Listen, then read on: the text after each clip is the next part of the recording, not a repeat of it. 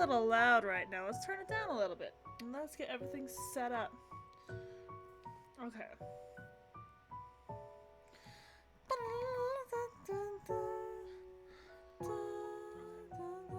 Okay. Let's do this. Let me just adjust everything right now. Okay. Back to Katawa Shoujo. Let's do load. And we were at like 9:50. We're almost played this game for 10 hours. That is crazy. 802. Okay. Oh, okay, let's see. Hold on.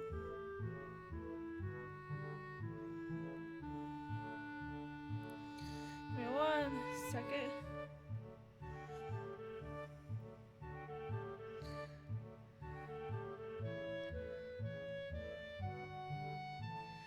Hold on. Okay. Alright, let's see here. Yes, Roman Viking, I am back. Okay. She really seems to know her stuff. Such enthusiasm is to be admired, and it's nice to see her genuinely excited about something. Yeah, because she's so depressed. I guess even somebody like Yuka could be happy if she has a visible road ahead. Okay. Is this better? Let me know how this is. I kind of... Hold on. Okay, that should be good. Let me know if this is any better. I turned up the thing, and I gotta get close to it. Let me turn down the music, maybe? I don't know. Probably just the delay, because I can't tell if it's working now or not, so... Let's see. Oh! Oh no, a cell phone ring. Apologizing profusely and quickly shuffling into the hallway as I fumble with the cover of my mobile phone, I glance at the screen. Weird. It's a mobile number I don't recognize. I'm scared. Okay, awesome. Considering I can count the number of people with my number on one hand, I briefly wonder whether it's some telemarketer that lucked out. Hello, Hassan Nakai speaking. Geez, pick up faster next time. Anyway, guess who? It takes me like a second to recognize distinctly. Hey, Misha, Misha? Didn't expect you to call me. Oh, huh? Akira, you actually think I sound like her? Okay, I'm just gonna yell at you because you know you deserve it. Not at all, Akira. I don't. She's on the phone. I don't remember giving you my number though, so I thought I'd mess with you. Oh, that? I got Lily to give it to me, not hard. She positively brims with pride at the statement. She's trying to get me caught up in her pace, I know it. I suppose I shouldn't be surprised the two would share my number though, given how close they are. So, what's up? You're free right now? I guess. Why? Could you meet me at the park in town? I just want to talk to you about some stuff. We're gonna see Akira again! Is that an invitation to a date? What? Of course not. She sounds suddenly crestfallen, her previous soothing nature having instantaneously left. It seems strange for her. Oh my god, he made her sad! Anyway, I don't see why not. When do you want to meet? Kind of now-ish. Wait, right now? But it's... The sad something coming from the phone announces the fact that she has unceremoniously hung up. Oh god. We gotta go to town. We gotta go to town. For a long time I understand they're staring at the call-ended message on the screen while replaying the conversation in my head. What the hell, Akira? Oh, here we see her. Throwing a glance up and down the street, I cross the road and step into the park. I've learned to pace myself on such walks, mostly because Lily's slower speed during our forays into town means I have to consciously slow myself down. She's so cute. That aside, I hope Akira didn't expect me to be immediately prompt. Oh my god!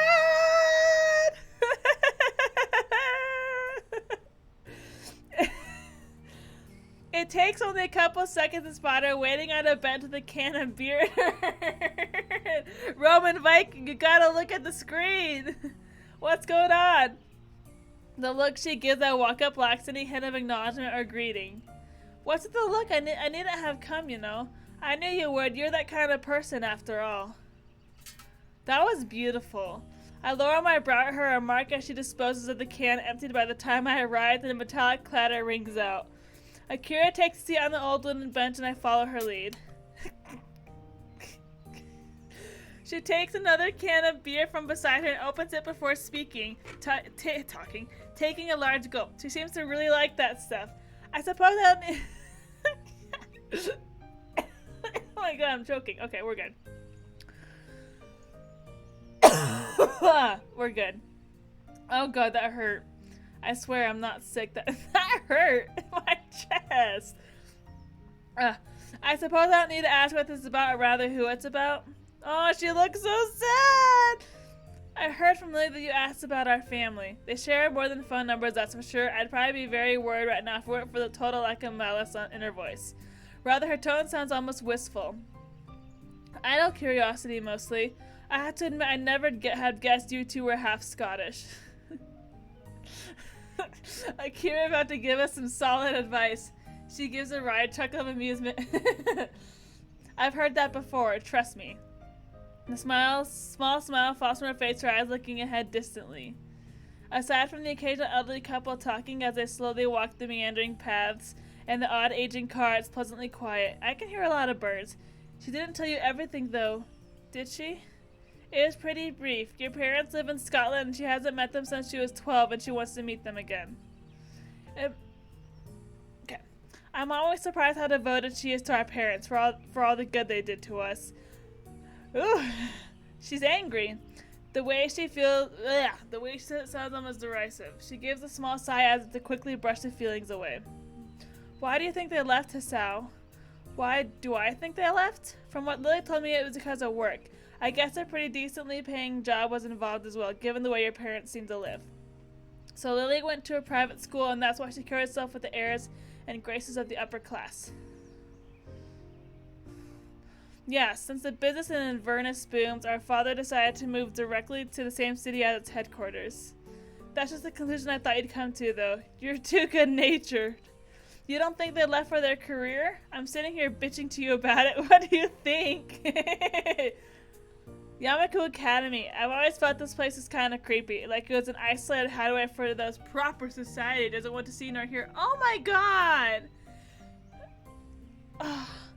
They probably just rued the fact that Lily wasn't old enough to be shoved there by the time they left. Oh. This is so sad. I'm so depressed now. A long silence follows her abrupt and very harsh criticism of her own parents in Yamaku. Lily's blindness is hardly something that can be simply ignored for a high-class family attempting to keep up appearances, much less so when a lucrative offer is on the table. Eventually Akira gives a derisive snort, her feelings come to a head. Moving to secure our financial future with this new job posting. Even at the time, I hardly believed it. No, so sad, I'm gonna cry! Not wanting to simply be an avenue for her venting, I gently try to steer the discussion. So you stay in Japan with Lily then? Either I stayed with her or she went to live with an alien grandmother and grandfather. What about Shizune's family if you're cousins then? Our fathers hate each other. I'd have been more than happy to tell them to go screw themselves and live with them anyway, but Lily wouldn't have wanted that. I'd also have an offer for a job by then, so we did our best to keep our parents' house in proper shape and try to continue our lives as if they never left. So you just live by yourselves? Basically. Lily had school and I had my job, so we weren't exactly languishing. With her schooling, her studying, and having to do chores while I worked, though, I can't help feeling like I failed her. Aww. In the end, I tried to be there for her and screwed it up. Oh, Kira! Oh, this is so sad! Expecting a 19-year-old to be a mother for a blind child. It's ridiculous. Oh. So Lily and Akira lived alone after their parents moved, with Lily largely taking care of herself, and this house is freezing. I guess that explains her apparent independence compared to many in Yamaku. I may have lived alone much of the time since my parents both worked, but that's just something else entirely. Sorry for making you listen to my moaning, Hisao. She did a great job. I don't mind at all, but do you mind if I ask why you're telling me all this? You always were curious. Context, I suppose. Life isn't a fairy tale, Hisao. Some people have to learn the hard way. She takes a long drink from the can in her hand, her face becoming more depressed than distant. Oh no! Okay, so she broke up with her boyfriend to be with you, Roman Viking. Okay, so it's okay. I shouldn't... She's sad, so I should feel bad for her, but what's coming is much, much, much better for her, correct? I broke up with my boyfriend a few days ago. After I leave, we're not going to be able to see each other again. But that's how life is. You can't just set up your life and expect it to stay that way forever. Sometimes stuff happens that you have to roll with, even if it means hurting yourself or others. Oh, she's so wise. She takes a long breath. We're looking up at the bright orange sky. Damn, if I smoked, I could take a nice long drag right about now and look kind of cool. I want. You've been married for 20 years. Okay. I want to. Yeah, because game. Okay. I want to respond to help her in whatever way I can, but I fear utterly useless. She does look cool. This kind of situation is one I've never been in. I simply don't have the experience to say anything meaningful to comfort her. She just looks cool just existing. Like, her existence is cool, you know? Akira looks over and evidently picks up on this, much to my embarrassment. Hey! Karima XL! Thank you so much for the raid! Yeah, I hope you're doing well. Thank you so much, I appreciate it. We're playing, Katawa Shoujo today, and, it's kind of sad. But I hope you're doing well. I must look pretty pathetic right now, writing about this to someone I barely know. Hardly, and I'm pretty much an expert on looking pathetic. God, same. She gives a chuckle, acting like a personal victory for me. Aw, you made her laugh. You're a good kid, Hisao. When I said that I approved of you being with my sister, I wasn't joking or just being nice. She picks herself up. Good, I'm glad to hear that. She picks herself up off the seat with a grunt, one that seems ill-fitting given her age, and throws the now empty can to the bin after one last swig. It's just unfortunate that doesn't really count for much in this world. Oh. When I said I was leaving for Scotland, I was doing it because a good position opened up in our company's headquarters. When our folks told me that when we were at their place, though, they also gave Lily a summons to rejoin them in Inverness. Oh! No way. No. No! No! Her evasiveness when asked about her future, the awkwardness had steadily grown between us, the uncharacteristic outburst of anger, all of them suddenly fit into place! The same fear that represents. Now I feel stupid for never cornering Lily on what was bugging her. I'd never even considered if something had happened during her trip to her family's home in Inverness. And now a sense of unease grows in my chest. If her family has summoned her to join them in Scotland, all the way on the other side of the earth, has she accepted? Lily hasn't told me whether she plans to accept, and it seems she hasn't told you either.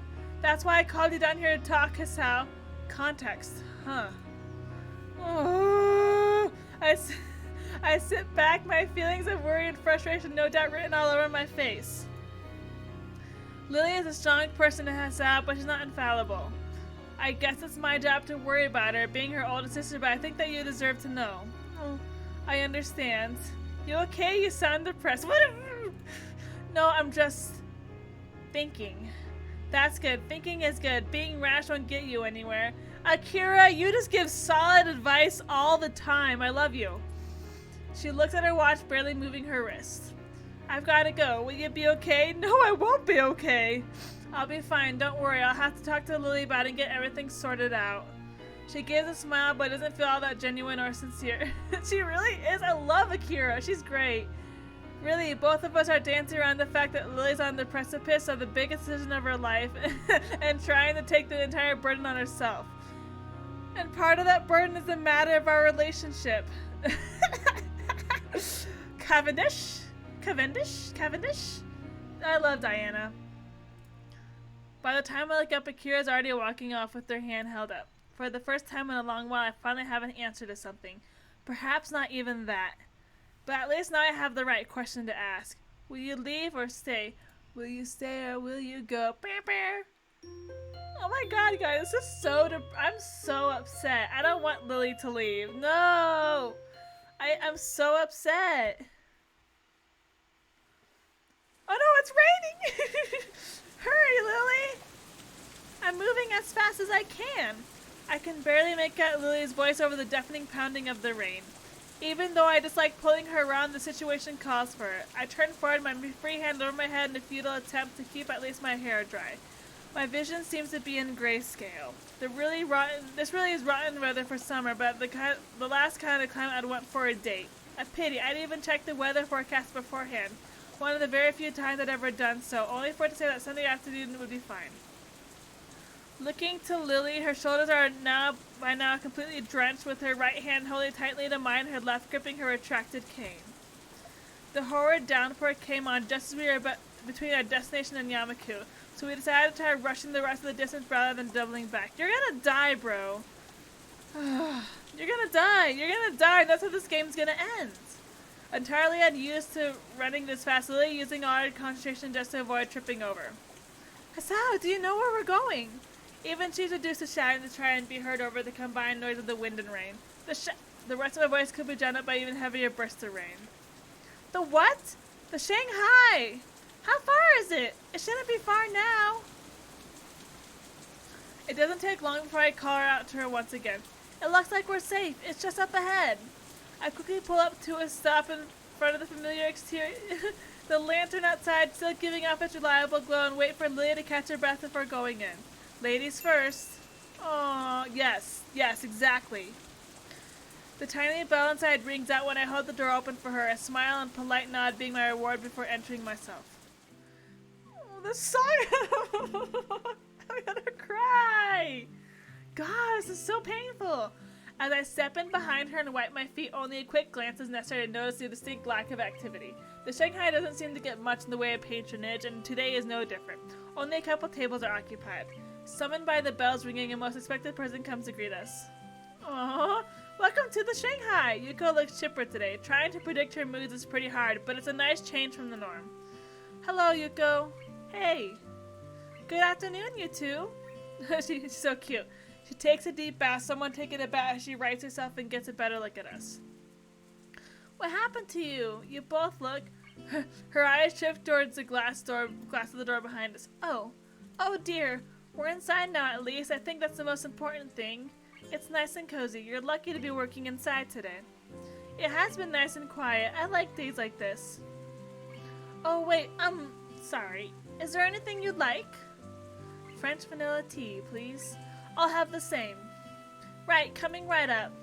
She quickly scooters off with a determined look on her face, trying very hard not to forget our orders. If nothing else, she is at least at least dedicated to her jobs. I lead Lily to an empty seat before the two of us settle down. As usual, there's a large difference between my exhausted flopping down into my seat and Lily's delicate sliding into hers, her cane set beside her. I'm so sad! For a while, I just idly watch the rain falling outside. The occasional person runs down the street trying to stay as dry as possible, hands often tightly gripping a rain-soaked umbrella. Lily just sits as quiet as I, my back hurts, her eyes closed as she intently listens to all that's happening. It's a comfortable, relaxing silence that exists between us, just the type that we've so often shared together in the past months. For Lily, at least, I can't help replaying the words of her sister in my mind, at times contrasting them to both our time spent together since I entered Yamaku, and the way we've been since we started dating. No matter how much I try, I can't work Lily out. It's as if the harder I try to second-guess her emotions and her potential decision, the more difficult it becomes to reach a clear conclusion. It makes me doubt whether I'd ever really understood her. In the end, I'm going to have to ask, even though I very much want to avoid doing so. You seem quiet today, Hasao. Really? You seem so enthusiastic about taking me out on a date. I had assumed you had something specific you wanted to do. No, not really. Just wanted to spend some time with you. Is that so? Fine, there was one thing. A little grin finds its way onto Lily's face, her knowing full well that she's bested me. It makes me want to say what I want to say all the more awkward. Yes, it was just... Akira and I were talking. Oh? What's with that tone? You two do seem to get along well, don't you? Well, I do think she's a pretty cool person to talk with. It'd be nice if any other teachers are anything like her. Cool. For a moment, I tried to place... Exactly. For a moment, I try to place her tone of voice, my mouth curling into a smirk as I realize it. Oh man, hold on. Give me 1 second.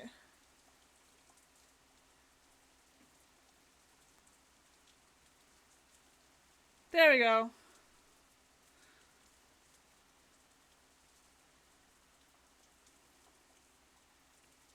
There we go. Sorry about that. I just got spammed, apparently. That was annoying. Yes, exactly. You're not jealous, are you? I'm not jealous. After her teasing me over such a thing on our first date, I don't feel too bad having a little laugh at our expense this time around. Hold on.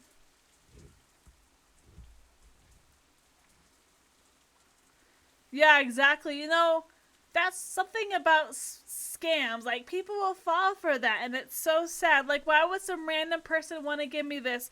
Some person I don't know. You get what I'm saying? I don't know. As I settled down, though, it's only a minor distraction from the real point of why I brought Lily here. Don't don't worry, it was mostly just everyday stuff. That said, there was something Akira mentioned that I wanted to talk to you about. Dun dun dun dun. When you went to see your family in Avernus a while back, she said, Akira told me about my family's summons, hasn't she? Exactly. Life isn't a fairy tale. Akira, oh god, this music's getting intense. Seconds tick by while I try to read Lily's face, an odd mixture of feelings written on it. She seems annoyed but also somewhat confused. Here. Yuko attentively slides our drinks onto the table, her presence oddly small. As she walks back to the counter, after a quick, polite nod, I realize the air between me and Lily is thick and our expressions are both somewhat pensive. Even though she says I should lead my own life, she still interferes at the worst times. Well, you're gonna have to tell him eventually, Lily. Like, you can't just be like, oh, I'm leaving. I don't think you should blame Akira here. She's just looking out for you, and it's not like I can't understand her concern over this. Lily's irritation gives way to an awkward and largely unsuccessful attempt to mask her feelings. She doesn't really... Yeah, exactly. She doesn't really deal well with being oriented on personal topics. I know, but I just wanted more time. I knew you'd have figured it out eventually, but... Oh my god, this is getting intense! You were intentionally hiding this from me? For how long were you planning to do so?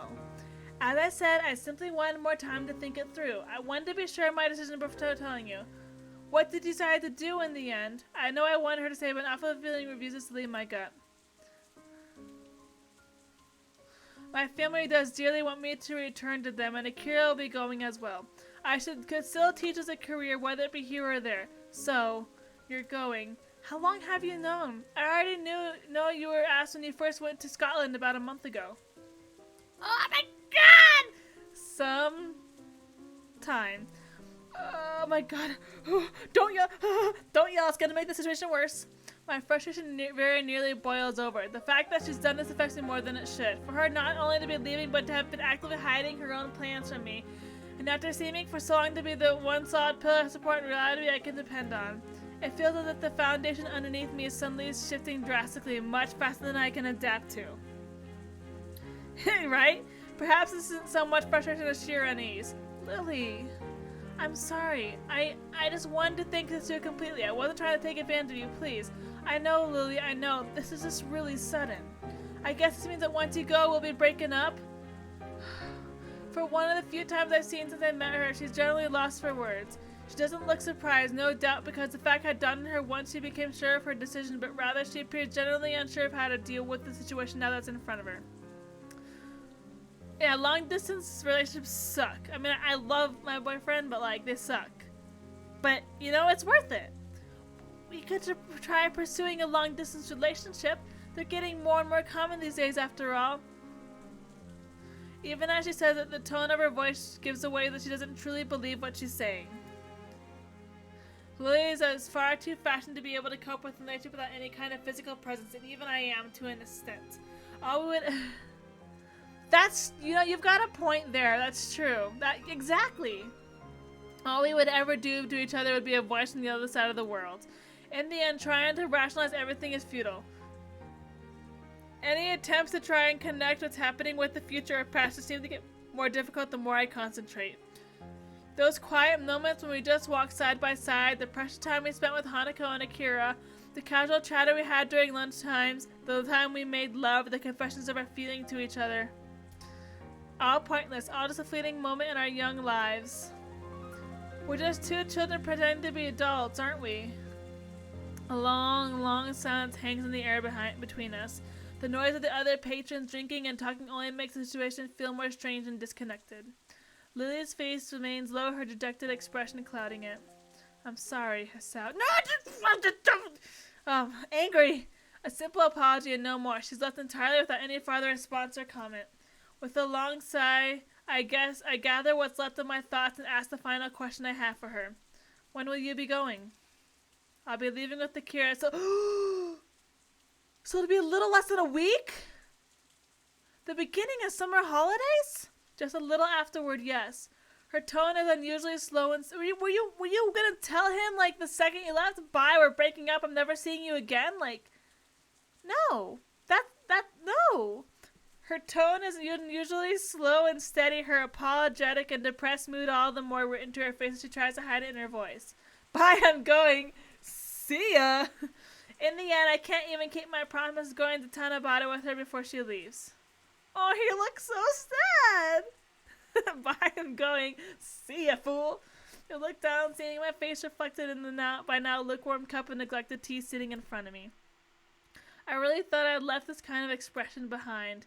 For a while, I just stared down to the still surface, trying to sort through my emotions, get at what course of action I should take, whether it be right now or in the future. But, just as before, the effort is wasted. I glance up to see Lily gently sipping her cool tea without complaint, her face drawn and shoulders slumped. She looks to be deep in thought, too, a strangely cold atmosphere coming between us as we isolate ourselves to mull things over. Even as Lily's cup slowly empties, mine remains untouched. It's a long time before I notice the rain dying down outside and the few other patrons of the Shanghai having left. Oh, this is so sad. The chill of the rapidly darkening evening permeates the dormitory hallways. While trudging down the corridor to my room, I see an unwelcome movement from up ahead. Oh, just die. Now's not the time, Kenji. Soon enough, the opening of the door opposite mine heralds the arrival of the bespectacled Kenji. Hey man, what's... Whoa dude, you look awful, I think. You okay? What scene? He really has a knack for making any situation better. I don't really want to go into it. It's late. Okay, that's cool. If you ever want to talk about it, I'm, here. Do what? I look at him for a moment, before straining my stern front, awkwardly scratching the back of my neck, embarrassed by the standoffish response to him. Thanks, Kenji. Hey, it's cool. That's what friends are for, right? Yeah, you're right. See ya. He didn't do anything. I mean, he seems a little nice, but I'm still shut up, bro. He does have a heart. I thought he was heartless and soulless. I thought he was just evil. I opened the door to my own dorm room and closed it behind me as he quickly lays me off. Oh, jeez. Boom! A solid thud the door makes against the doorframe sounds out of a final call for the life I'd led since coming to Yamaku. I did know Jade is a precious bean! Shut up! I just stand in my darkened room, fruitlessly attempting to work out what I should do from this point onwards. Just what should I do? This is so depressing! Oh my god, I'm gonna cry! I'm gonna cry! Oh my god. Shut. What is that supposed to mean? As class ends, I simply rest my head on my hand and stare out the window to pass the time. It's been a few days since Lily... Oh, you're so mean! Poor Jade. It's been a few days since Lily told me her plans, and this music's oddly fitting. Oddly not fitting. Sorry, I don't know what I'm talking about. I'm just so depressed. I haven't been to our ordinary lunchtime haunt since then, not that there would be much point. Hanako's been busy with the newspaper club she's newly joined and has even begun tucking in class with Naomi every now and then. When Hanako finds out, she's gonna be devastated. Lily, what are you doing? Even Lily, aside from the fact that a meeting between us would have been awkward in any case, has been run off her feet with class representative duties of the summer holidays approach. And now they're just about here. With the end of today's bell, the summer holidays will have begun. I suppose that's all I'll end up doing when I'll be visiting my parents for the duration and lazing about my old home, now that my previous plans are entirely askew. Oh, meanwhile, Akira and Lily will be en route to Scotland to live out the rest of their lives there. No matter how hard I try to rationalize the idea that once the summer holidays begin, my life will return to the way it was, it simply refuses to happen. Everyone's moving on with their lives. Really? Oh, Lily's rejoining her family, Akira's moving up in her father's business, Hanako's gaining new friends and hobbies, and even Yuko's moving ahead with her university aspirations. Even I'm moving forward in the end. With the grades I've gotten so far in Yamaku, much less after a rocky beginning, the path to getting into teaching science as a career seems straightforward. I suppose I should at least be happy about that much, but it doesn't really seem to help. Hichan! I quickly stopped my ruminating and turned to face the bubbly voice beside me, putting the most upbeat expression I can muster. As expected, Shizune stands flanking her. I have a sneaking suspicion they want something from me. Hey Misha, Shizune, what's up? Well, Hichan and I were thinking, since we're just two poor little girls that need help with all the work we've been given just before the holidays begin.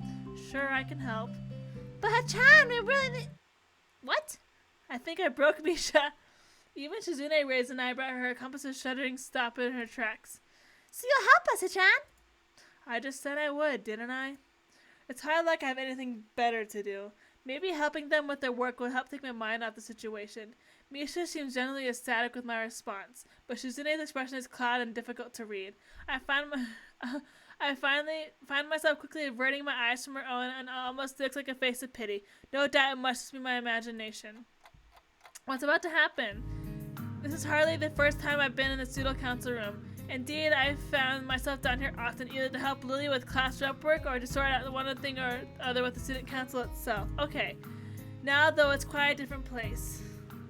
Papers and folders are strewn across every table in the room, only a solitary little black laptop atop a single desk sticking out from the mess.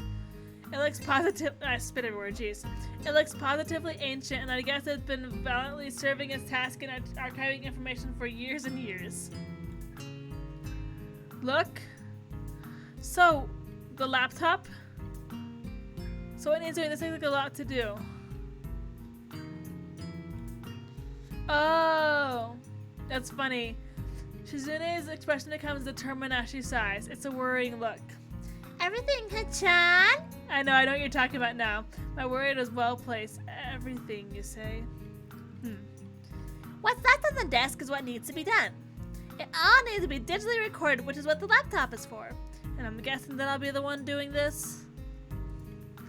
Hichan says she saw you with the computers in the library a few days ago, and then you seemed really good with them. Good with computers? I can touch type, I guess, but still seems like an overestimation of my skills. I was just typing up homework. Wait, Shizune was watching me do that? One must know their allies before they can know their enemies, of course. Wow, that's pretty wise. For once, it's not very hard to work out who said that. Nonetheless, it doesn't seem worth fighting over. Sitting at a computer doing some typing hardly seems onerous, as far as tasks to help Shizune and Misha go, right? Besides, it'll help take your mind off things. Take my mind off things? Take my mind off what things? Misha's face goes blank as she translates this for Shizune, though the latter's response is only to glance away towards the window after briefly signing. Misha's face quickly turns to a smile as she translates back. She was confused, I guess, but Shizune is harder to pin down. I was just thinking you may like to get your mind off the exams, of course. Either way, we may as well get into it sooner rather than later. I'll go along with you. That's the spirit, Hichan! And that's the 5th spreadsheet compiled and saved. Time for next month's.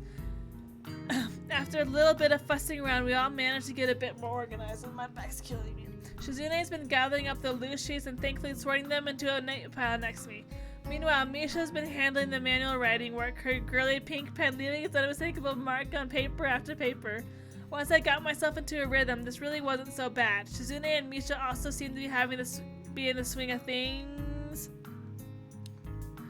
wordlessly communicating as they go about their business with fervor. I periodically glance at the sheet beside the laptop. Apparently it lists the student names and matching addresses, and I dutifully enter the data written on it. I don't pay a lot of attention to what I'm typing in until I reach the midway down the page. Hakamichi, class 3-3. Her family's home is in Saitama. My idle curiosity is ended abruptly as 3 light taps can be heard rapping on the door. Misha quickly skips over to check who it is tapping. Shizune's shoulder on the way. Here we go to let her companion know what's happening. Ah, you're here. Who is it? With a slight pause to enter Shizune's data into the file along with others, I check up who's at the door. Lily! Lily? After giving a cursory nod to Misha in greeting, she perks her head up in her trademark manner. Look at how different they are. It's hilarious. Is that Hisao? She's pretty darn good at working out my voice from the smallest phrases nowadays. Yeah, it's me. Hey. Exactly. The atmosphere feels slightly awkward as she bows. Neither of us knows quite how to intimate we should be around each other, given she's leaving in just a matter of hours. This is the fact that, thankfully, neither the oblivious Misha nor the hardworking Shizune pick up on. So you've got work to do as well? Unfortunately, I arrived as soon as I could. My class held me up with a surprise farewell party and I had to get changed. I glanced down at the laptop's clock. It's pretty much the end of lunchtime, so I'm guessing Lily managed to wrangle the last period off as well. I take it Shizune is here as well? Of course! Aww. And I've been here during all of lunchtime as well. The last comment was really not needed. Shizune's baiting Lily into another argument. I can feel it. I'm sorry I can't be as hardworking as you, Shizune. I'll endeavor to hire more lackeys to my work in the future, I assure you. Exactly, right? And Lily just took the bait, escalating things farther. But aren't you the one always outsourcing work to your classmates? The difference is that they chose to help, unlike your tyrannical grip on your own class. That's so funny. Tyranny works! Even if we did things differently, we still got the same results, right? This is school, not a police state. You will have to remind me when you are appointed class monarch, I'm afraid. You have to seize power. It's not as good as just hand it to you, but I guess you wouldn't really understand that, right? Gosh! Ah! You'll also have to remember monarchs were elected into the positions. Lily positively bursts at this. Shizune's 2-hit combo forces you into defense.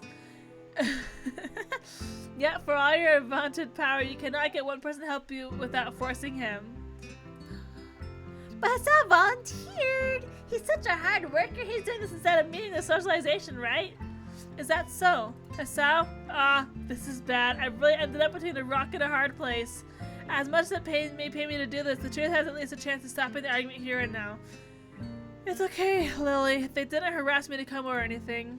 Lily gives me a disapproving grimace, silently radiating her strong feelings of displeasure in my general direction. She can be quite scary when she wants to be, though thankfully this isn't often. I love how big Misha's head is compared to everyone. Like, look at how big, especially to Lily, her head looks huge. It's so funny. Hey-chan, you make that sound like it's a regular occurrence. It isn't? And yeah, it doesn't matter as long as everything's getting done at a good pace. Let's just get this work over so we can go home. Shizune snorts derisively and gets back to making up the sheet in front of her, while Lily sighs and finds her way along the room with her hand following the filing cabinets lined along the wall. This would mark the only time I managed to successfully defuse one of these situations, but the grudging ceasefire built around mutual fear and respect makes us feel like we're the Cold War than any real peace. I can't take all the credit though. Lily's leaving has surely affected Shizune to some extent to make her give up so easily. Once for getting back to my work, I noticed Lily reaching up to grab something from the filing cabinet. Oh, I almost offered to help, but her height gives her an ample ability to take it down safely. No, what's coming! The scene, once she sets the strangely shaped device on the green desk behind me, I realize this is sort of. She takes the old green covering off and sits down.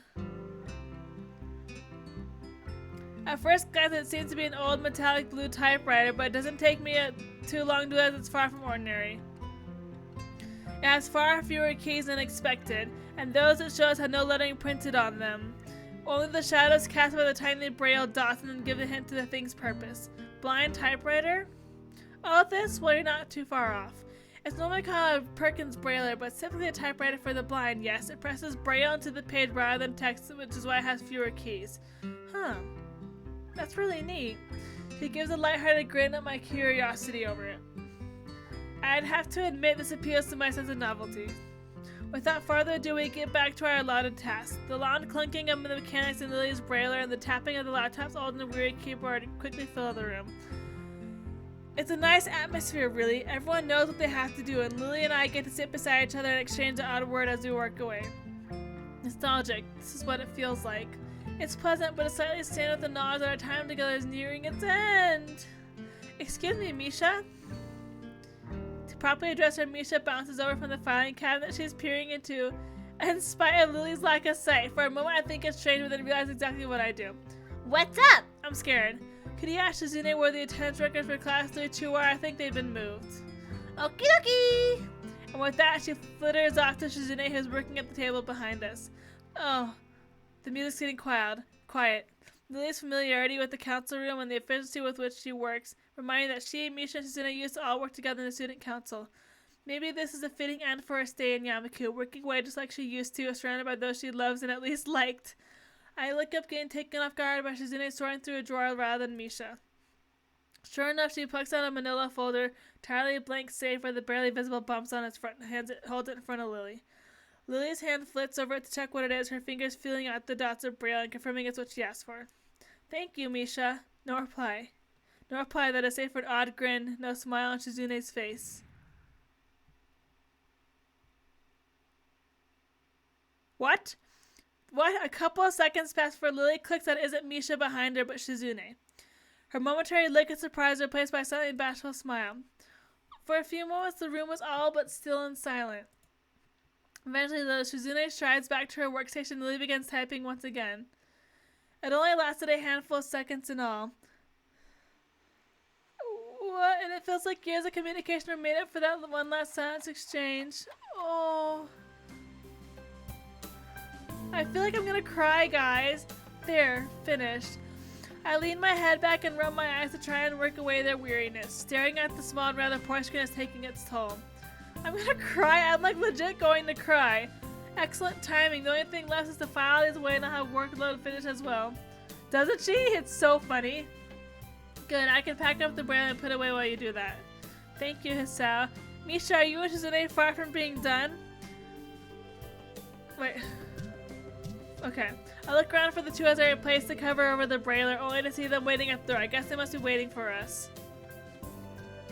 With a minimum waste of time, we file and pack up everything that remains and join them. Thanks for waiting, you two. We couldn't take off without you, Chan. You've been a great help. Shizune nods approvingly, pleased with my efforts. I guess that's the last craft That's the last craft representative work done over with then. That's right. I'll miss you, Lily. I think it was fun working with you.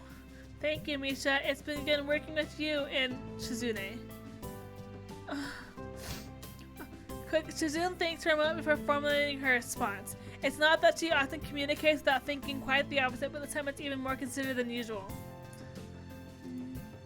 Misha looks a little surprised for passing on the message. Shizune says you'd better do your work over there better than you did it here. Far from taking offense, Lily giggles into her hand. If that's the case, then please tell Shizune to give those still here a little more understanding in the future. Competitive into the last. Maybe Shizune and Lily aren't so different after all. She-chan says she'll be checking to make sure you live up to your end of the promise. Then that's how it'll be. I'd better be off then. Goodbye, Shizune. Goodbye, Misha. Hisao, Lily takes a hold of my arm in hers, there being no need for a cane if I'm here to guide her. With a nod of farewell to the two, we set off out the door and make our way to the school grounds. As I turned to wave goodbye to them, I noticed Shizune's gaze lingering on Lily. They may annoy each other, but family bonds are easily broken. I'm gonna cry, I swear to God. I'm like legit going to cry. Got all your papers sorted then? Yes, they've all been filed out and handed in. On top of things as always, aren't you? I'm like legit crying right now. This is not a joke. Oh my God. She gives an earnest smile at the compliment, but it feels as if her happiness is just a veneer. Yes, I cry at literally everything, so it's no surprise that I'm crying now. Yes, tears are flowing, like only a little bit right now. Oh, dear God. That she's fully aware how much she's leaving behind. It reminds me how she was like when I first met her. Oh my God. Always smiling, always a little bit aloof, always a little distance away from everybody. I won't be ashamed. It is the feels. Even now, she still maintains that air around many others, especially those she's not close to. I'd hoped that our time together would have changed the fact. Our pace slows, the two of us coming to a halt in all but empty school gardens. Hisao is something Oh, Lilly's words are cut short as I turn and wrap my arms around her, pulling her tight. I may not usually be given to such impulsive actions, but I just wanted to be close to her, even if it's the last time I'll be able to. All the other students have retreated to their dormitories and homes, only the ruffling of leaves and the breeze making any sound whatsoever. Oh! As I draw back, I can see I've dropped her carefully maintained smile. Her hand hesitates, wanting neither to leave nor to stay on my features. She's putting up a brave show, but her slight trembling gives her away. Lilly may be able to control herself well, but even she can't hold her composure together now. Oh my God. This is the woman I've come to love, but also the one who in all too short of a time will leave the country forever. I'm sorry, Hisao. It's okay, you've got your own life to lead after all. I don't want to start crying though, it's embarrassing. Yeah, true, but I swear to, oh my God. We all walk up the hallway in the girls' dormitory hand in hand, our emotions by now largely quelled. Nevertheless, our hands grip each other much more tightly than before. How's Hanako taking this all? Faint, muffled voices can be heard from Lilly's room, the origins of which are difficult to guess. Oh, the moment she opens the door, Hanako bursts through and wraps her arm around Lilly, taking her very obviously by surprise. Lilly. Hanako? I'm going to miss you, Lilly. As expected, she's on the verge of tears. Lilly gently rubs Hanako's hair with her hand in response, then pulls back and gives a warm, reassuring smile. Oh my God! Looking behind Hanako, Akira can be seen getting up from the side of Lilly's bed and scratching her head. Her eyes turn from Lilly and Hanako to me, a stilted, weak smile hanging on her face. I know, I'm legit crying! Oh, Jesus. A more genuinely happy look, but the result is probably just the same. So everything's set, managed to hold back from killing Shizune? Yeah, she's just so beautiful, you know? The comment draws an amused giggle from her sister. Yes, I have everything in order, and yes, I managed not to. Have you packed everything you need? Got the 2 bags right here, but there's still some stuff left at the Hakamichi's home. I can pick that up while we wait there for tomorrow's evening flight, though. Akira gives the 2 large black traveling bags on the floor a hearty pat. She probably came to help pack and make sure everything was in order on Lilly's end before going together with her. Lilly, will you be okay over there? I'll be alright, I assure you. I'll have Akira looking after me as well, and you know that she's reliable. But don't worry, Hanako, I have your phone number after all, so we can stay in touch. With Akira's help, I can send you some things over the internet as well. Oh! Hey, don't use me just because you won't learn how to use a computer. Hanako and Lilly both giggle briefly, the mood lightening ever so little. That goes for you too, though, Hisao. I promise I'll come to you once in Scotland. I know. I'll be looking forward to it. Her offer may be kind, but we both know this is tantamount to breaking up. Neither of us have any illusions as to how well I'd manage a long-distance relationship. With nary a word of prompting, the 4 of us begin the long, solemn walk to the school gate. Oh my God! The numerous lamps scattered around the Yamaku grounds failed to do much more than provide pinpoints of light in otherwise dense darkness. A car parked on the road just outside the school grounds comes into view, its shining black exterior reflecting the dimly lit lamps of the Yamaku. I call out to Akira in an effort to alleviate a bit the heavy atmosphere. That's your car? What kind is it? Don't know much about cars, do you? It's a Lancer Evo. Solid and speedy. Well, it's not as if her comment on my knowledge is off the mark. I never really took an interest in them. She gives a small sigh. She's been good. Pity I have to part with it tomorrow, just like the summer house. You guys were the last visit before it changed hands. Yeah. Turning back my rather faulty attempt at small talk, I glanced at Hanako and Lily following behind us.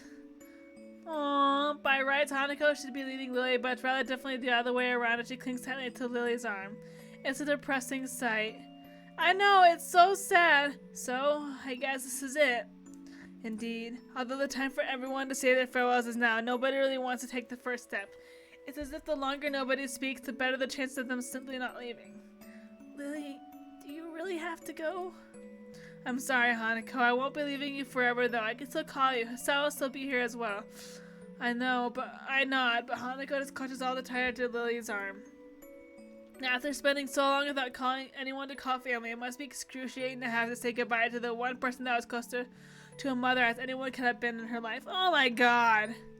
Lily lets out a long, sad breath. All Akira and I can really do is stand quietly on the silence, since the only person that can stop this would be Lily herself. Eventually, Lily pulls her arm from Hanako's grip and holds both of her shoulders gently, a much more decisive way of address than I've ever seen Lily take with her. Hanako, remember when we first met? When you entered my room for the first time after overhearing my counseling of a friend, you didn't say a single word for the entire night. Even as I poured you tea and talked, you sat silently and simply listened to what I said. It took many quiet meetings like that before you began to open up to me, but as you began to, I felt some of the happiest moments I've ever felt. Crap! I didn't become your friend because I pitied you, Hanako.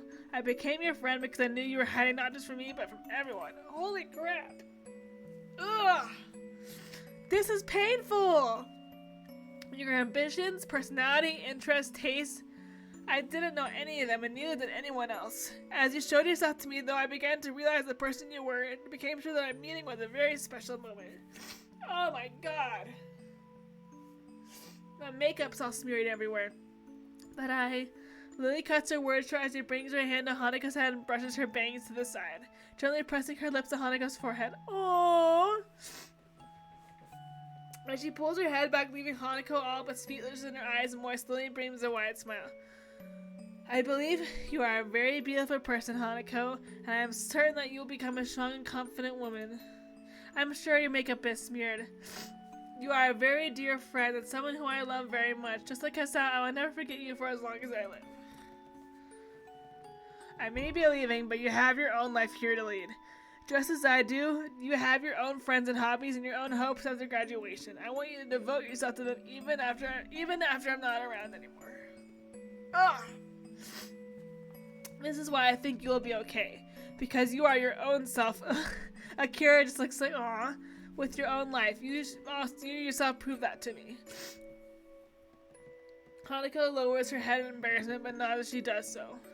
I understand. I know I have to say goodbye. I know you have to go your own way. But thank you, Lily, for everything. Hanako is strong. Thank you, Hanako. Will you be okay? There are a few seconds of silence before the answer comes. I will. Oh my goodness, she's gonna be okay. Lily's smile is undoubtedly at least partly in relief. Oh, so cute. That makes me very happy then. Goodbye. Goodbye, Lily. And farewell to you as well, Hisao. Goodbye. I'll miss you. She pauses for a moment before walking up to me. Her right hand outstretched in front of her takes a hold on my shoulder. Her left hand slowly and daintily reaches toward my face, taking my cheek in her palm. For a while, she simply holds my face, her fingers slightly moving to take its contours. Usually, her hand would be warm when doing such a thing, but the night's air gives her skin a cool edge. I'm not sure how long we stay like this. Her clouded eyes pointed just below my own as she wears a wistful, almost distant smile. Eventually, though, I take her cold hand in mine. It's difficult to do so, but with a slight sigh, I gently move her hand from my cheek. I hope you have a long and happy life, Lily, no matter where you might go. Thank you. I'll make sure to. She takes a long, trembling breath before turning slightly towards Akira's direction. Akira. Okay. With a nod, she takes Lily's hand and begins to guide her to the car packed outside the gates. They both walk slowly and deliberately as if their movements had been rehearsed in advance. It's strange to feel like this now, watching somebody leave Yamaku. The feeling of unease I have now reminds me of the first time I walked through those black iron gates that always looked far too pompous for what they were. As they leave, all of us know full well that our lives are irreversibly changing. I'd always told myself that I just have to that I just have to take life as it comes. Everything's changing so fast, so suddenly. Oh my god. In the end, Lily is an irreplaceable part of the lives of both Hanako and me. The noise of Akira opening the passenger door for Lily brings me out of my thoughts, her hand waving back as Lily gets in. See ya, guys. Take care of yourselves. Goodbye, Hanako. Goodbye, Hisao. Hanako's hand quickly shoots up, her face brightened by an enthusiastic farewell. Goodbye, Lily. Goodbye. See you, Akira, and goodbye, Lily. The door shuts, we all put on our best happy farewell faces. Akira getting into the car herself and starting it up in short measure. Lily's hand can be seen waving through the tinted windows, both of our hands waving high as well. Just every other time I've done such things, I can't quite work out precisely why I or Hanako waved to her, given that she'd never seen us doing so. But it doesn't matter. Even after that, the black shiny car goes down the hill and disappears into the dark night. We carry on waving and seeing Akira and Lily off. And then, they're gone. A strange stillness takes over as our hands return to our sides. I don't quite know what I should do or how I should feel. In the end, we just stand there silently staring down at where the car disappeared from sight. Goodbye, Lily. All I can do is response in her quiet, mournful goodbye. Now I got the distraction out of the way. It's the place I hand on her shoulder. She looked at me for a few moments before looking back down the hill, secure in the knowledge I'm still around for her. Aww. What we'll do from now on doesn't seem all that uncertain. We all have our own ambitions now, just as Lily said. But even so, it feels like there's a certain missing part in both our lives now. Something that can never be replaced.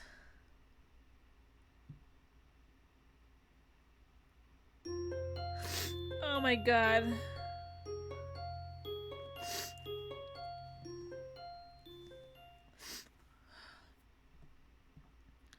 The snap of my mobile phone's closing contrast with the ambient chatter and noise audible even in the hallway outside the library. It's the first day of the summer holiday, the time that had perpetually seemed so far away, and yet now it's not only here but also made painfully obvious by the students and or that there have left in the school. I cannot talk because I'm still like... Most students have returned home to spend the holidays with relatives by now. The few that are left are mostly chatting between themselves, usually about what they intend to do in the coming weeks. It makes me feel like the odd one out for taking advantage of the school library being open for the first several days of the holidays. Well, don't worry, I do it a lot. It's for students to drop off any books they've borrowed. Yes, and have yet to return, and for those who will have their parents pick them up and help pass the time until they get whisked away. Thanks to the recent lengthy phone call from my parents, which had so really woken me from my sleeping on a beanbag at the back of the library, I'm now in the latter category. Sliding my phone back into my pocket, this time remembering to set it to silent, I go back into the quiet and wholly pleasant room. Excuse me. It's a nostalgic sight. Just as when Lily first led me to the library, the orange tint of the sunset bathes the room in its light when Hanako sits on a beanbag, silently reading and Yoko Fusa is just barely visible around the corner. I did cry. How are you doing today, Dew on the Grass? Ugh. Yes, I only did cry a little bit. Hanako especially has been noticeably more quiet than usual since yesterday's happenings, but I can't really blame her. It wasn't just me that depended on that person, after all. I quietly walked back to the beanbag near her where I'd sat before, being doubly careful not to make any unnecessary noise. Oh, the soft puffy gift of the bean... as from what I've heard, as the bat... You're heartless if you don't cry. Makes Hanako's eyes flick towards me, but only for a second. I get the feeling that Hanako's been quiet only partly out of sadness following Lily's departure. Rather, she seems more thoughtful and measured than I expected, perhaps due to her desire working out how to deal with Lily's leaving, rather than just being depressed over it. It makes me a little proud of her. Oh, I'm so proud of you too! Hey, Hanako? Yeah? Still going ahead with your idea of traveling? She gives a determined nod. I'll be starting in a day or two. Naomi decided to come with me too. Wow, quick start. Where are you two heading first? I think we're going to start by going north, then loop down and go southward. So Hokkaido's going to be first? She gives a nod more tentative than the last. The significance of that place is not lost on either of us. Do you know how you're going to handle the traveling expenses and accommodations? Yeah, I worked everything out. I think it should be okay. Naomi says she has her side worked out too. You know if you need anything, you can just call, right? I gave you my number for it. Any time of the day is fine. She gives a smile, which itself feels like a small personal victory. Oh, I know. Thanks, Sao. Maybe Lily was right. Although I may offer Hanako any help I can possibly give, I feel as if I know she doesn't need it. She really has grown. She really has. Hanako's plans for her holidays are in sharp contrast to my simple following my parents' suggestions to stay with them. Holidays had always made me feel less excited than most, though, so maybe this is just a return to the status quo. Before my heart attack, I'd always lived so aimlessly the holidays weren't all that much different from everyday life anyway. After school, I'd wander around a bit in the city, often hanging out with some friends before making my way home to eat dinner, which usually one of my parents, but rarely both. Their work schedules didn't leave much time for them to be home, and going there straight from school would have just meant I'd end up feeling bored. It was an urbanite through and through. Since coming to Yamaku, though, it feels like I'd fundamentally changed as a person. This phone call with my parents erased any trace of doubt I might have held on that in any case. While before I had exercised a fairly normal level of independence for a teenager, not being a whole lot, my parents were more than pleased to hear my newfound ability in taking care of myself. Laundry, cooking for myself, cleaning, all in addition to other general chores that come from living without parents and just little menial things that's come to pick up with relative ease. When I think about it, I'd always depended on them, even if they hadn't been at home all the time. To say I never depended on anyone after moving to Yamaku Dormitory would be far from true, though. Excuse me. The two of us look up to the awkwardly fidgeting figure in front of us. Some things never change. It's getting close to closing time, so, oh, right, I'd forgotten that the library closed earlier during the holidays. Hanako and I both get up and dust ourselves off, placing our books back on the shelf behind us. The fact that our taste in reading material have a fair amount of overlap is useful at times. With the bow to Yuko to apologize for taking so much time, Hanako takes her leave of us. See you tomorrow, Hisao. Bye. Oops.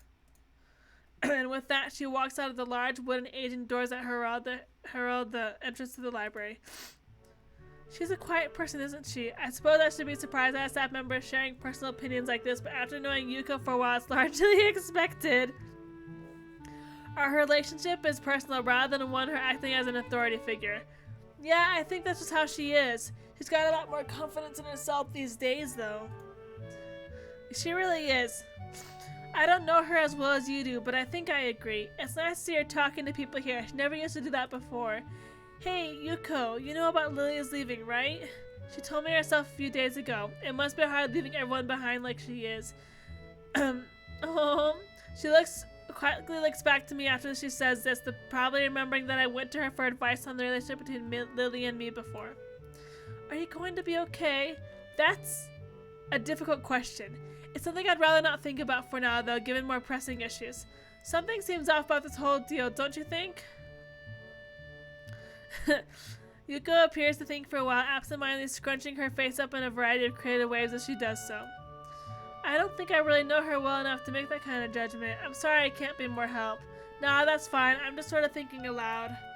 I give a deep sigh and scratch my head in frustration. There's just so much stuff happening at once that I have no control over. It feels like I'm being swamped. I think everyone goes through times like that. It's important to concentrate on what you can do rather than what you can't do. At least that's how I see it. If I didn't think that, I don't think I'd be able to manage my life as it is. She says with a smile and a light tone, but her words are far from any kind of joke. Being pulled between two jobs that she is just to hopefully make enough money not only to live but also for university must be exhausting. Perhaps that's why coming for her, if this feels like it has more meaning than it had become for most others. I guess you've got a point there. Thank you for your advice again, Yuko. She's so cute. She bows deeply and smiles again before making her way back to the counter where she spent so much of her time. The tiny wings of the cardboard crane on my fingers are only just visible in the dim light of the room, just a little of the moonlight being able to peek through the curtains and around their edges. Oh, I lie still in my dark bed for a long time, idly looking up at the little origami bird. It feels like a lot's happened since Lily folded this, but at the same time it feels like very little has changed. Compared to everyone else, I'm back to square one. I might have a newfound idea of where I want to go in life, but that's hardly something that affects me now. Hanako changed, I know that much. If anything, she just makes me feel like I've got no excuse to be like this considering her previous situation. Lily, though, I turned the bird in my fingers another way, looking at it from yet another angle. When I first met her, she seemed aloof and perhaps somewhat distant. Her actions were always careful, measured, and precise, and her carefully maintained composure always gave the appearance of unerring confidence and serenity. In the time, she became less formal, just a bit, but enough. It felt good to see her lowering her inhibitions around me and opening up even just a little of her own accord. It felt as if I was seeing her real self slowly become more and vibrant and visible. Now, though, I'm beginning to have doubts. Perhaps they're to be expected after what is effectively the two of us breaking up. They don't feel new or strange, though, but rather than an old book being found and dusted off. I soon realized after meeting Lily that she saw me as she did Hanako, as someone who needed help and care. At first, I simply thought we'd be fine as friends, helping each other through our limited time together in school. But then I began to treasure our moments more and more. From our quiet walks to our talking over lunch, the good sides of her personality became ever more obvious and ever more likable. The absence caused by Lily's trip to Scotland to visit her long-distant family and sick aunt only made me realize how much I liked being around her. And I thought that she felt a similar way. For her, though, maybe that wasn't everything to our relationship. Even after she returned to Japan, that just meant she lost her family once again after meeting them for such a brief time. She lived so much of her life without her family around, not to mention with Akira working long hours, that she had little choice but to be like that. I had thought her sense of independence to be a good and admirable trait. It was in stark difference to my reliance on my parents before my heart attack, and as reluctant as it may have been to admit it. However, it also meant that she never let people get too close to her. I keep doing that. She lost her family likely due to her blindness, went to a different school from anybody she knew because of it, and worked all the hard to make sure she didn't end up a burden on her sister and those around her. And now Akira is going to Venice just like the family thought she'd lost. She never told me of her plans, as conflicted as she was about them. Lily didn't want to be unburdened on anyone, including me. I'm an idiot. I never questioned it. I never tried to be there and ask what she needed me to do. I just set up and expected it to stay that way forever. With the two of us having a nice long relationship where we push forward towards our future together. A small pit of frustration and anger at myself wells up in my chest. I just let everything happen, never ever trying to help Lily. Just her being there was enough. I thought I could keep on going on without you. Woo, that was weird. That could never have been enough. It was childlike dependence on somebody without any attempt to understand or help their situation. Oh my god. Thanks to that, I lost Lily. I lost the one person I loved most because I wasn't there when she needed me.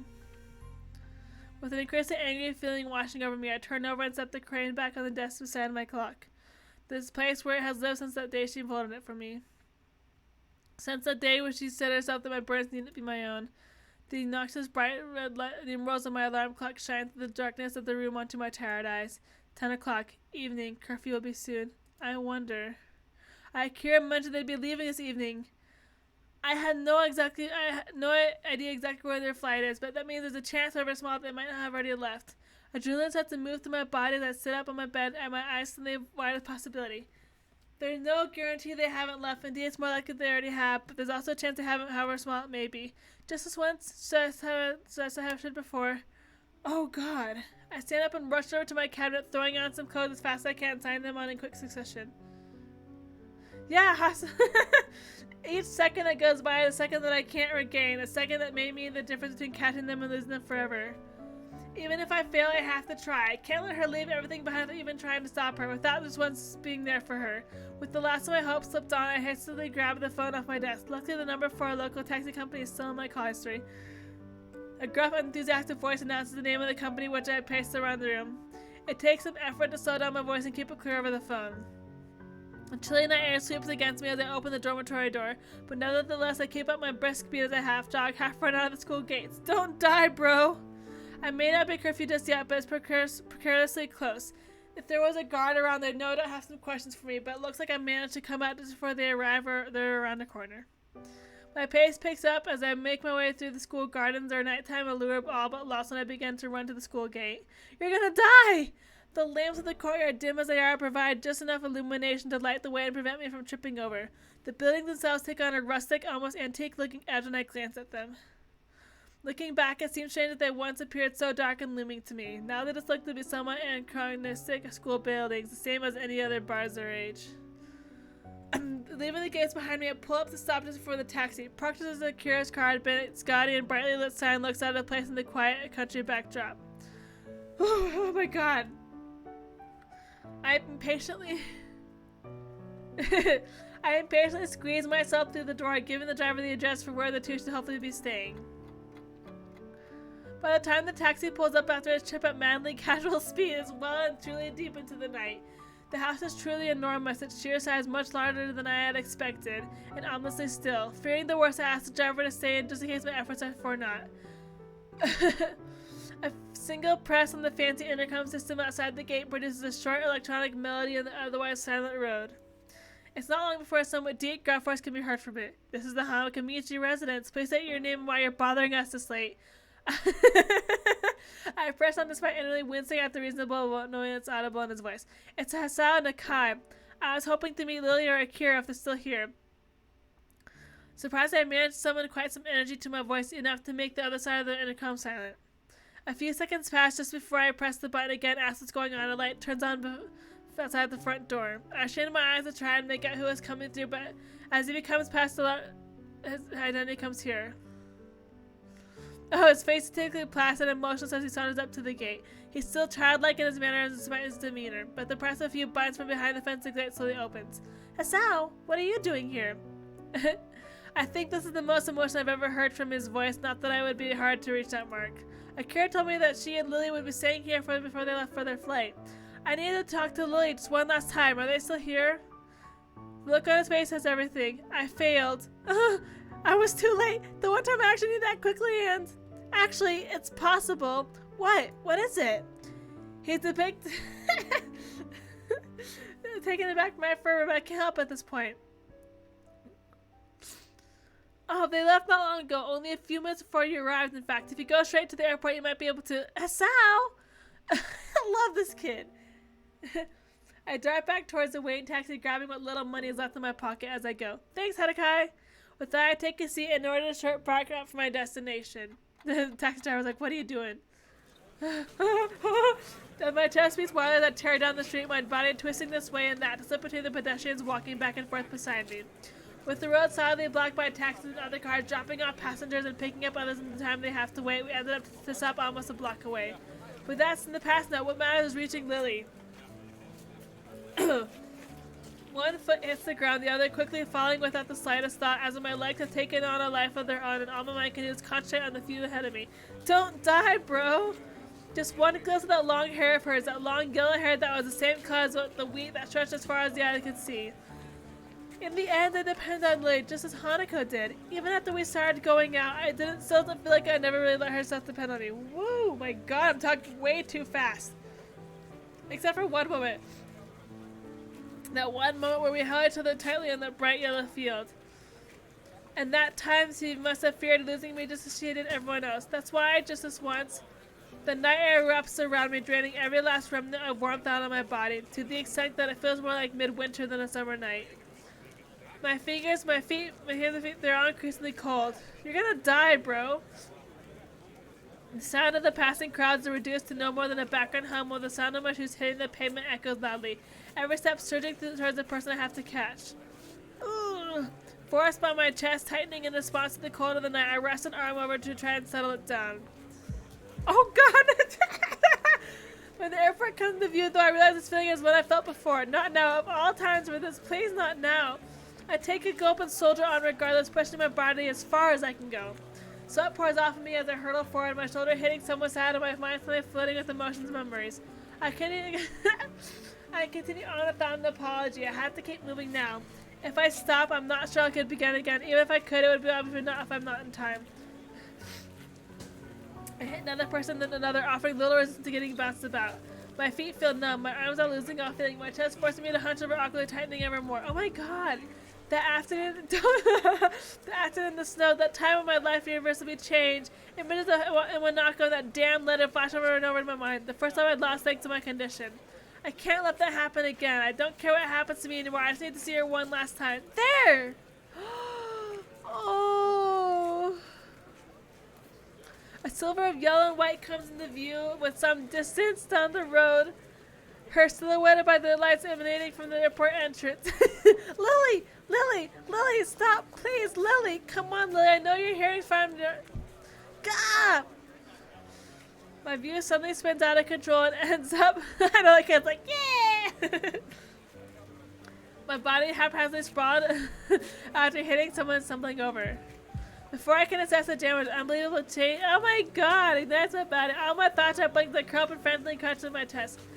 Hey, are you okay? That was a really bad fall. This pain, I can't. Ah! Ah!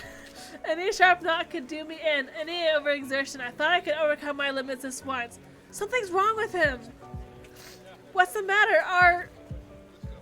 Oh, the voice of those gathering men are gradually replaced by low ringing in my ears. But now, by now I'm unable to move my... It's like, oh, whatever. This part of my life's done. My eyes turn upward and see the mute moving of their lips. Even as I clutch my chest, I realize I can't feel my fingers anymore. Thanks! Rose! This is getting intense. I'm gonna cry again. It feels like my entire body is shutting down, starting from my extremities. He's having a heart attack! Oh no! With one last effort, I turned my head down the road to the airport entrance. That's casting a light over me. Lily is there behind the crowd. Her head is tilted, but only just slightly. I can feel my vision. Oh my god!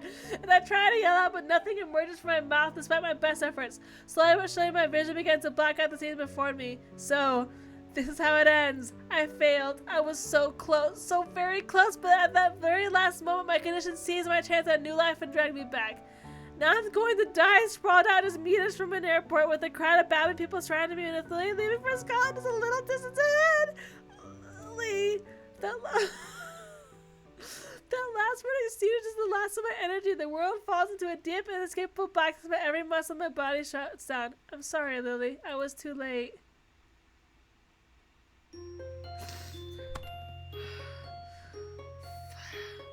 I need to sleep because I got work tomorrow, but I can't stop. Ugh. What's going on? That'd be so sad. As I slowly opened my eyes, a bright white light assaults my retinas. For minutes, I just lay where I am, mindlessly staring ahead while my scattered thoughts, whatever that word is, my slowly taken mind. Slowly but surely, the white begins to come into focus as a bare expanse began to be drawn across my field of vision. It's only when the light fixture comes into view that my mind clicked and this is the ceiling above me. Oh, God. Slowly levering myself up, I silently absorbed through all my senses at the details of the room I'm in. Oh, God. Yeah, don't go into the light! The smell and taste of strong bleach hang in the air, lending the impression of a place so slightly too clean to be natural. Inoffensive pale peach-colored walls, all perfectly painted without a crack, stain, or imperfection. A single framed painting hangs on the wall, perfectly straight, and like the walls, as bored and inoffensive as it can be. My attention is grabbed by the translucent curtain waving across my vision, my eyes falling into the open window it covers. Oh, when I move my right arm to try to lift myself up and look through it, I feel the catheter dig in uncomfortably. It's only now until I notice the cannula tube is winding around my cheeks and into my nose. After some fidgeting, I settle for just looking around the corner of the window. Beyond the thick leaves of several large trees, I can see the greenery below. The music, there's no music, it's just depressing. Let's see. Save. There's no music. We're gonna save. Yes. Continue. Backing out onto a field, a customary island of grain on the outskirts of the city. Judging by the sun outside, it's noon, of which day, though I'm not sure. So, I'm in a hospital once again. I let a long, tired breath as I try to recollect my scattered thoughts. My mind seemingly cast in a dozen directions all at once with as many emotions running through me. I decided to start at the beginning why I'm here. I cast my mind back, but I can't work out a smooth recollection of what happened. The events of last night, or whichever night it was, come back more as a series of snapshots than any cohesive memory. Lying on the bed looking at the origami bird. Talking to Hadaka outside the Hakamichi residence. Running down the street, passing pedestrians, bumping into more and more of them. Falling. Looking up and seeing the bright airport and seeing Lily's back as I lay on the ground. Fuck. The silence of the private room suddenly feels overwhelming. So that's it. I had my chance to correct my mistake and I blew it. Whether I was at fault for neglecting my medication or discarding the pace myself, or my body was giving out too soon, it doesn't matter now. All that matters is once again I'm alone. The pastel blue pillow yielded with a little resistance and I let myself fall back onto the bed. Its starchy case along with the starchy sheets provided little comfort. Compared to the darkness of last night's events, the bright light of the room around me is striking. All it does is emphasize how otherworldly places like this are. Arrhythmia. A strange... Oh jeez. Oh god, it's like we're back at the beginning. A strange word, a foreign alien one that you don't want to be in the same room with. A rare condition that causes the heart to act erratically and occasionally beat way too fast. It can be fatal. It was a miracle that you were able to go so long without anything happening, they said, and then it did. My conditions had taken away everything. My old school was of no importance anymore. My home was reduced to a faraway place. Both my friends and my first love simply stopped visiting after a length of time. I became cynical and embittered, distant and subdued. In my defense, no person could avoid that after such a thing happening to them. But nonetheless, I felt the hospital as a definitely changed person. Things changed. I made new friends in Hanako, Shizune, and Misha. I found a new sense of my home in my dormitory, a few new interests in science and the world around me, and I found a direction to my life that I had never felt before. But I'd also discovered other things. The sense of isolation in Yamaku and its surroundings was not entirely unwelcome. The quiet giving a peace of mind I might not have found elsewhere, but it gave the area a feeling of being pushed out of the way, of being kept out of sight. People in the streets would sometimes glance awkwardly or turn their heads as they realized they were staring. Even if my condition wasn't invisible, my uniform was. Even if I were, I was still different. I took 17 pills a day, morning, midday, and night. My scar, though hidden behind my clothing, was still a permanent mark of my condition, and most of all, there was a very real possibility of death. A bad fall, absent-minded, hit hard on the back. A simple sprint taken too far. Anything could have set my heart off, and several times I teetered on the edge of the abyss even with all the care I took of myself. But that was fine. I could have lived with all of that, because there was one thing I found, or rather refound after entering Yamaku, which was once again snatched away before my eyes. It's only now that I realize just how delicate my newfound sense of happiness was. Everything depended on her, the linchpin of my life since I first entered Yamaku as a sullen, confused, and aimless transfer student. LILLY'S Katawa was the one person I could depend on above all others, and who reciprocated the love that I felt for her, but I failed her and only realized it all too late. I thought I could just set my life up and continue that way forever, but the real world doesn't work like that. I finally realized the meaning of those words, only to be struck down as I confronted my failure to do so in time. The surroundings I'm in are all not too familiar. It's as if Yamaku was but a dream, and I'm still recovering from my first major heart attack. Maybe that's why I feel so tired. Maybe it's almost as if it feels as almost as if I've lived the entire last few months of my life in the space of minutes. The weight of my eyelids closes my eyes, my physical and mental exhaustion letting me offer no resistance. Unintentional mumbling from my head of the bed stirs me out of my sleep. With my eyes still closed, I can focus and make out someone presumably a nurse bleeding before I went to a doctor. As I open my eyes, I notice the door closing in my peripheral vision. The doctor stands reading some notes off a clipboard held in his hand, carefully looking over the pages. After consulting his obviously very important documents, he looks up and notices my gaze. It's now that I know something slightly odd about his expression and general disposition, but I can't quite put my finger on it. Ah, I see you're awake, Mr. Nakai. His quick glance at my bed end to verify my name shows that his documents often didn't have it written on them. I must admit this is a bit unfortunate. Your parents visited you just early while you were asleep. I can notify them you're awake if you'd like. Thanks. That would be good. I gave a somewhat dazed reply, mostly like that one he'd expect before really thinking about what I'm saying. Not a problem. If you have any questions you'd like to ask, I'll be happy to answer them. That is, unless you prefer to rest. The anesthetic's still going to be affecting you a bit, I'm afraid. The anesthetic. Of course, that's why I felt so strange the first time I woke up. I slowly shake my head. When I went to dislodge any pipes or cause myself any more discomfort than necessary. The doctor politely puts out his clipboard in response. I guess my main question is, what exactly happened? We put it simply, you unfortunately had another heart attack. While not as severe as your first, you were very lucky it occurred so close to a hospital. Oh jeez. After being stabilized, you were taken to an operating room. What followed was a keyhole surgery in order to insert a temporary pacemaker. Oh, 2 days ago? Oh no, the incident happened 2 days ago with emergency treatment being carried out very soon afterward. Since then, we've kept you under close observation while you were asleep. Will I be alright? Are there any lasting problems? Compared to the procedure carried out for your first heart attack, this is relatively minor. While we'll have to go under surgery once more in a few days to remove the pacemaker, assuming there are no complications, there should be no lasting implications. He continues talking the subject, shifting to a repetition of facts about arrhythmia and my medications that I already know for the most part. I start to nod and feign interest while my mind drifts. I begin to think about how perfectly hung the inoffensive painting hanging on the wall behind his shoulder is, and how neat and sterile the surroundings are, including the doctor himself. If my mumbling bores you, you are quite welcome to say so, Mr. Nakai. Lord knows I lose track of myself sometimes. He gives a short chuckle and self-deprecating joke as I grimace awkwardly, having been rather badly caught out. The doctor's chuckle sounded different from the rest of from that of the nurse at Yamaku, though, come to think of it. As I ponder why, I realize why the man in front of me feels just a little bit off. His smile is neat and sterile. He delivers his little joke perfectly with the customary inoffensive chuckle. It's like...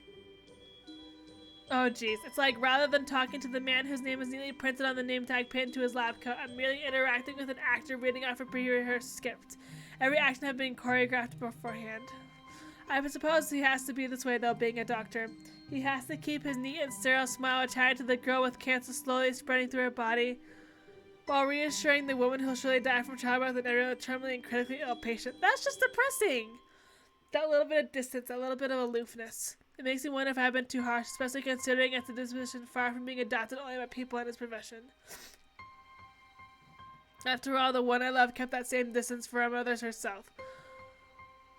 Looking up to the doctor again, I realize I've been in the thought with my head bowed for some time. I understand you must still be tired. You've been through a lot. As I mentioned before, the anesthetic would still be affecting you. If you don't mind, I'll let you get some rest and tell your parents you've woken up for you. I think that would be good. Thank you. He gives a curt nod before picking up his clipboard and making his way to the large white door in the corner of the room, closing it behind him with a thud. In the end, I'm alone again.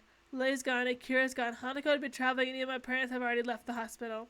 4 pale peach walls, 1 white ceiling, and a single open window to look out towards the world outside. It's hard to think of the future when the past is crowded around you, claustrophobic in its neat, sterile, starchy, bleach-smelling grip. This is so sad! Lost for what to do or focus on, I content myself with sleeping in the time away as if there's all just another dream like Gamiko had been. White. A sterile, clean white for a sterile, clean room. My eyes open and I simply stare at the ceiling for some time. It's about as interesting as a television would be, mounted in its metal rack hanging off the ceiling up ahead of the bed. Indeed, the television saw its entire use during the time my parents were here. Left on quietly as I waited for me to wake, it was about as banal as it had been the first time I ended up in the hospital. I know, I'm like, what the heck is going on? I don't know, it's like, that's the music box, isn't it the music box? Oh my god. Earlier it's called... that. Earlier today, an attending nurse had offered to turn on the EKG speakers. I feel simply because it sounded entirely normal to me now. It's almost comforting in a way. The metronome, like regular... I'm gonna cry. Gives it at least some feeling that time is moving, even in a place such as this. Oh my... After some time of listening to its beeping while I fully awakened, though, I realized there's another sound in the room. Concentrating all my efforts on listening, a task made rather easy, but a lot of good distractions of a tiny melody can be heard. I'm gonna cry, guys. I'm gonna cry again. Light and quiet, and the music sounds almost fragile as it's dwarfed by the EKG's pulses. Tilting my head just slightly to the side in an effort to see the source of the melody without dislodging any of the sensors in the pipe stuck onto me, I noticed a little wooden box sitting on the nightstand next to the bed. My mouth opened just slightly while I silently watched the tiny yellow needle jump slowly rotate inside, the little bumps on its surface gradually moving in and out of sight. The music box, it's the one I gave. The creaking of the doors breaks me out of my reverie, my head and heart remaining still as my eyes turn to see who comes through. Long tan skirt, peach off the shoulder sweater, pale almost porcelain skin, blue cloud eyes, and long hair. Oh my god, I'm gonna cry. All I can do is stare as Lily slowly walks into the room, her fingers lightly running over the wall for orientation. My mind comes to a shuddering halt. Lily? She stops mid-stride, her entire body tensing. Sal, was that you? Her voice is quiet and pensive, echoing her expression. I thought you were... Lily takes one tentative step forward, then another, as if she were holding herself back. Her control over her composure is for naught, though, as she finally rushes over to where I lay as the rest of her resistance falls. Aww. I'm slightly taken aback when she grabs hold of me, hunching over as tears begin to fall from her cheeks. Since only minutes ago I thought she was on the other side of the world. After a moment of hesitation, I rest my right hand on her shoulder. Hisao! Hisao! Oh my god. Ugly. Lily's body trembles as her tears blot the pale green sheets, her emotions flooding into her carefully maintained exterior. With her face now closer and made easier to see for her pale skin being lit by the sunlight from the window, I notice her cheeks being redder than they should be. It's okay, Lily. I'm okay. You don't need to.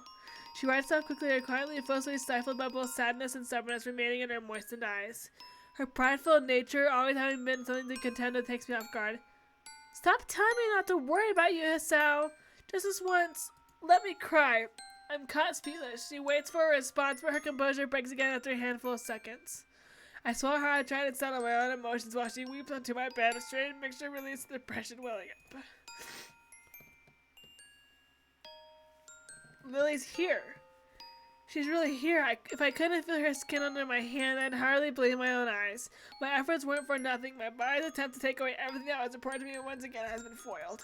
But now I don't feel as happy about it as I would. Seeing her here crying like this over me, this is the one thing I want to avoid since coming to love her, even since leaving the hospital.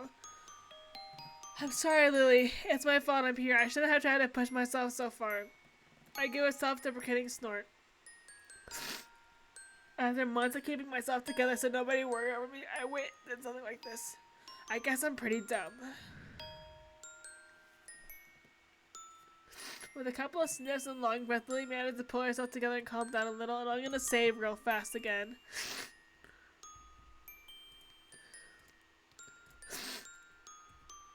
Despite her red cheeks, moist eyes, and the lines of her tears still visible, she delicately wears that weak smile she seems to so often give. You need to blame yourself. I heard later that it happened as you were riding down the road after me, right? Still, she wipes her eyes with the back of her hand, returning more to her old self as the rush of emotion wears off. Why did you run after me, Hisao? I moved to her spot, noticing her face tightening. Even after I said goodbye and I left Yamaku Academy, she takes a moment to steady herself, her emotions almost bubbling up again. I just wanted to say that I'm sorry. Sorry? I ran after Akira. Oh my god. The times that I wasn't there when you needed me. Until now, I thought I was just being there and it would be enough. I only needed you by my side to make any day feel better. Even if my body made me feel like this, I want to help you later, to be there when you need someone. But you always were there, Hisao. Why did you want to go to Scotland, Lily? Why? I told you before, because Akira was going because my family is summoned to their home. Why didn't you say that you wanted to go? I'm not stubborn often, but this one I think I need to be. I want you to stay here, Lily. I want you to stay here where everyone you know lives, and where all your dreams and ambitions were made. If you choose to stay, I'll never leave your side. I won't let you lose another person. When I had my heart attack, I was snatched away from everyone, everywhere I knew. You showed me a new life after I came to Yamaku. I lost my past, but you showed me a future. Holy crap, this is so hard. It's true that I haven't always been for you. I'm unreliable. Sometimes I lied and thought I'd come to understand you when I hadn't even understood myself. But be that as it may, I want to give you a future as well. I want to be there for you, to observe both your burdens and your happiness, just like I promised back in Hokkaido. Oh my god! I want you to trust me. I know I had problems coming to put my trust in you. After losing so many people I know and after my heart attack, that's how I know that I've been able to trust others can feel awful. That's why I can't want you to throw away everything like this. I never want you to go through what I did. I would do anything to stop that. You can be quite steadfast when you want to be, can't you? As I said, it isn't often. And my meek smile drops though as the ivy in my arm digs a little. It's a harsh reminder of the tether to my condition. Lily's face tends to let out a small gasp of pain, immediately making me wish I had stuff a little better. All I can do is sigh as defeat. I try not to let anyone worry over me for the entire time since I left the hospital, but I can't even stop one person I love most from crying over me. Even if I might be able to put my feelings into words, I feel pretty useless with a body like this. Every time I try to reach towards something, it was just snatched away, and even now things only turn out for the better due to luck. I guess that's something else I should apologize for. All I can ever do is make you worry. Even though there's very little chance I'll live anywhere near a full life. Oh my god. The feeling of Lily's warm, soft hand moving over my left cheek makes me lift my head up. Her smile gentle and warm as she touches me. I think that is something very natural for you to say. You're always so sincere and self-conscious. You are also reserved and mild-mannered, patient to a fault with Hanako, yet cares about everything and everyone. When I said I miss you while I was with my family, I wasn't lying or exaggerating. The thought of you was never far from my mind, and it helped me through that time. That's why I was so confused about what to do when my family summoned me. Even after I thought I'd made my decision, you tried your hardest to challenge me about it. I didn't confess to you out of pity or believing you were somehow different from what you are. I confessed because I never want to lose you and want you to always be a part of my life, no matter what might change. You are a very beautiful person, Hasao. Your heart changes none of that, so please don't apologize for yourself anymore. After a long time, silence reigns in the room. I'm not really sure what this newly born feeling inside me is, but it pales into insignificance as I wordlessly gaze at Lily's smiling face, warm and gentle as it has always been. It's only as if her thumb crosses my cheek, wiping away a single drop of moisture, that I realize this is all I've ever wanted. For what feels like the first time I give an earnest, wide smile, and Lily feels it against her palm, she returns a gesture. More time passes before either of us says a word, neither of us needing speech to communicate our feelings to each other. I know I can't promise that I'll always be around or that we'll be together forever. With some difficulty, I slowly lift my hand, placing it on her pale shoulder. But I think I can at least take you to next year's Tanabata festival to make up for you missing this year's. Lily's expression is one of surprise, though I can't say I blame her. You remembered that? I've got a pretty good memory. Sometimes. She raised her head a little and takes her hand from my cheek, giving a small, amused giggle. I smile absent-mindedly at how earnest it is, almost girlish in its lightness. Still smiling warmly, she collects herself and stands upright with the hand resting on my chest. It feels like I'm seeing her for the first time, the sun from the window glowing behind her just as it did when I first walked into that room where she was drinking tea. Very well then, shall I make it a promise between the both of us to go to next year's Tanabata together? Even if she can't see me doing so, I nod approvingly. I promise. I promise. Oh my goodness! Oh my god, that was so good! Oh my god! Oh.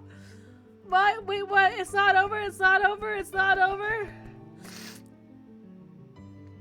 What am I waiting for? There's an epilogue. Should I skip this? Skip. I gotta sleep soon. Akira, Lily, and I silently sit on the grassy embankment above the local town. The breeze suddenly blowing through the cloudless sky. Oh, that's awesome! We may be just a few minutes walk from town on a hill just beside its limits, but the view is entirely unexpected. Lily sits beside me, her hands closed as the gentle breeze flows through her hair. This is a nice area. Yeah, I never knew that a place like this would be anywhere near Yamaku. And I had to be the one to find it, of course. There she is again! Akira's grin is genuine, but her tone is slightly different from her usual carefree nature. It's good that you're out of the hospital, though, Hasao. Nobody's more glad than I am. I can't stand hospitals. So you two going back to school tomorrow? Yep. Akira chuckles in amusement before looking back out at the town below, the trees between the buildings swaying in the wind. Pity we couldn't go up north for the summer holidays to get to Tanabata. What? I wouldn't worry, there's always next time. You'll be graduating for the next summer vacation, won't you? Yeah, this will be college after that, mind. Going to the same one? Likely, both have high enough scores to meet any entry requirements. Oh, you sound so sure. Don't worry, you're better than I am in most subjects. I guess I'll work it out in due time. That's the way, to sort yourselves in Yamaku while you're there. Lily gives a sad sigh at the distinction between Akira and the two of us. Do you really need to go back to Scotland?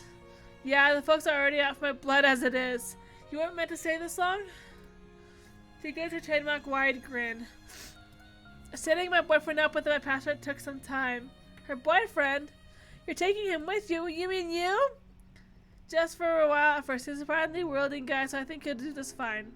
Akira gives an amused snort. If our father had his way, I would have gone a long while ago. I just couldn't pass up an excuse to stay with my favorite little sister a while longer, though. She breathes light and gives Lily a tight, playful hug, cheering her up considerably. It's nice to be with you one last time, though. For what it's worth, I'm in the same boat. Heh, thanks, you two. I'll try to come back sometime, don't worry. It's a shame that the business keeps you so busy. Always yes. This place won't run itself, I'm afraid. I think it's going to be just the same over there. Considering that, I better get going. Have fun over there, Akira. Haha, will do. With a slight grunt, she lifts herself with her hands and stands up, dusting herself off as she does so. Well, I better be off. This plane won't wait for me after all. She has certain unusual wistfulness in the tone of her voice, her eyes firmly planted on her sister. I'll be okay, Akira. Yeah, I know. Come now, it isn't that bad. You'll be able to see us again soon. It's a shame to have Lily reassuring and doubting Akira for once. She really has changed. Goodbye, Akira. Bye. Excuse me. For a second, the dark-clad figure looks down at the both of us, smiling widely. Perhaps more widely than I've ever seen her do before. So it's out a long, slightly wavering breath to steady herself before leaving. Then she slips her hand in her pocket and turns on her heel. And with that, she walks away, one hand held in her hair. She goes, "See you later, you two." A jazz to a no-beat melody or direction to the very end. After a few moments of sitting silently, Lily and I pick ourselves up and dust ourselves off. Turning towards her with a broad smile, I hold out my hand. Shall we be off then? She takes my hand in hers with a gentle nod and smile as beautiful, as warm as ever. Indeed we shall, Hisao. Oh my god! As we set off towards the school, the wonderful smile engraves onto my memory. That wonderful smile we'll both share. Our past may be scarred at times, overshadowed by sadness, but they're also an irrevocable part of our lives and personalities. Even if I could change a single thing, I wouldn't, because the past is what led me here. That's why even with all that's happened to us before, and all that may be fallen together, we'll keep walking forwards. Forwards towards the future. Our future. Oh my god! I'm gonna cry, guys! Oh my god. Oh my god, that was so good!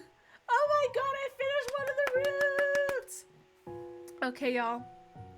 Well, I'll be returning next Thursday for another route, because I want to get at least a route for every girl in the game, because I'm really enjoying this game, but it's time for me to sleep. So, everyone, thank you so much for watching. I hope you enjoyed. Everyone, have a good night. Thank you.